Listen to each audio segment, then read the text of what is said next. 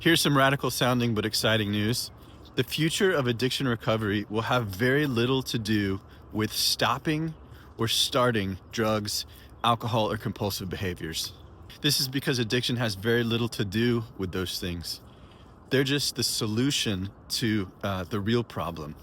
And before those of you in recovery say, yes, we know it's a spiritual problem, let me stop you. That's not entirely true. It's actually a belief-based and an emotional problem.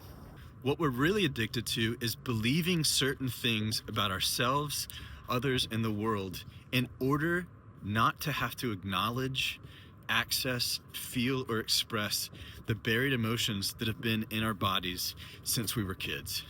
For instance, I've got a friend who, because he was raised in dysfunction, has carried a core belief with him since childhood that says, there's something wrong with me. Kids do this. I did this.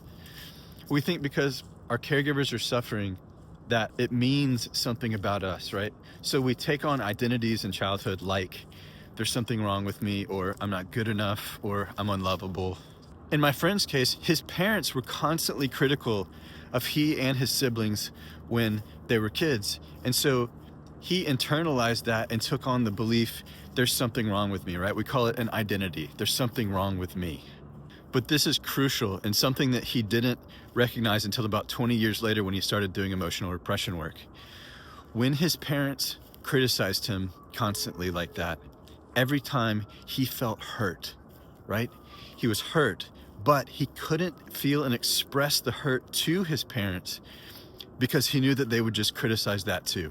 So what did he do with that hurt? He pushed it down into his body, and he started to believe there's something wrong with me as a way to cope, as a way to stay safe from that reservoir of buried hurt that was in his body. Now, fast forward 10 years, he's in his late teens, early 20s, and he starts to drink, and he realizes, I love this. This is the solution to all my problems when I'm drinking. I don't believe there's something wrong with me. I don't have to feel that unnamed pain, AKA buried hurt, but he doesn't know that. And his drinking gets progressively worse and worse for the next decade until he finally hits bottom and gets into recovery around age 30. It's sort of like the classic alcoholism or addiction story. Now, this is really important. When he gets into AA and he hears about what alcoholism is, he begins to identify as an alcoholic, right? Which dovetails perfectly with his childhood identity of there's something wrong with me. It almost answers the question, what is wrong with me, right? I'm an alcoholic.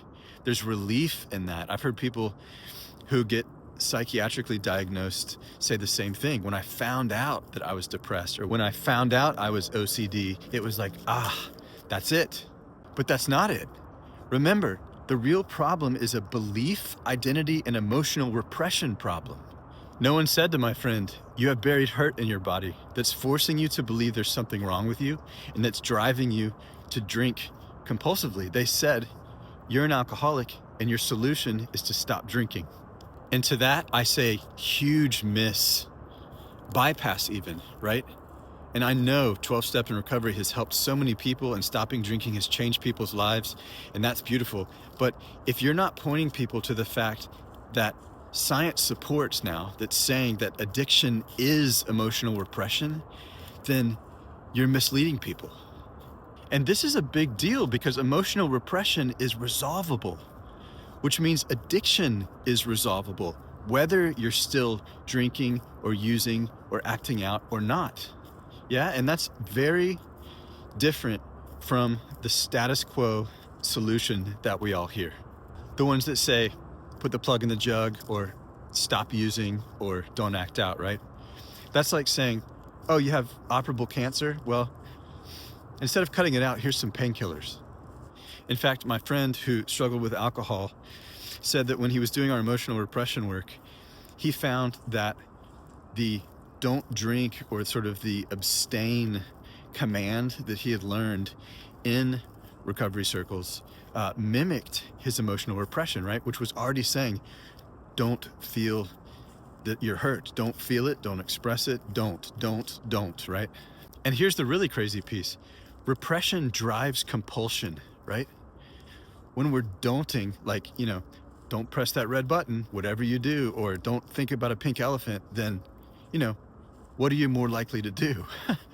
It's rare that someone solves their don't problem, emotional repression, with more daunting. If you want more evidence, when my friend worked through and started resolving his hurt repression, he stopped drinking addictively. Suddenly he could have a beer or a glass of wine and put it down, right? Which he could never do before when he was in emotional repression and thus active addiction. And this is not an excuse for people to continue to drink or use. A lot of people do emotional repression work and their desire to drink totally falls away, right? What we say to people is, until it's okay if you do, and it's okay if you don't, you still probably have emotional repression active in your system. So watch, over the next 10, 20 years, this will be the paradigm shifts, not only in the realm of addiction, but in the realm of chronic pain and mental health. We'll start to recognize collectively that belief, identity, worldview, and emotional repression are the drugs of the 21st century. So only if this really resonates with you and you'd like to start a real process of recovery, come visit repressiontest.com.